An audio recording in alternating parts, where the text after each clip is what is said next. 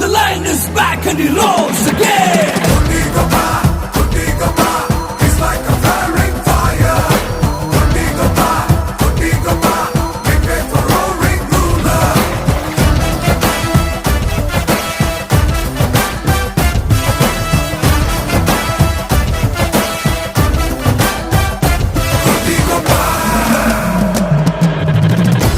ನೋಟಿನಲ್ಲೇ ಸ್ನಾನ ಮಾಡೋ ನೋಟಿಗೊಬ್ಬ, ನಮ್ಮೂರಲ್ಲಿರುವ ಕುಬೇರನ ಸಿಟಿಗೊಬ್ಬ, ಕನಸಿನೊಳಗೂ ಕಾಸು ಕಾಯೋ ಕೋಟಿಗೊಬ್ಬ, ಇವನೇ ಕೋಟಿಗೊಬ್ಬ.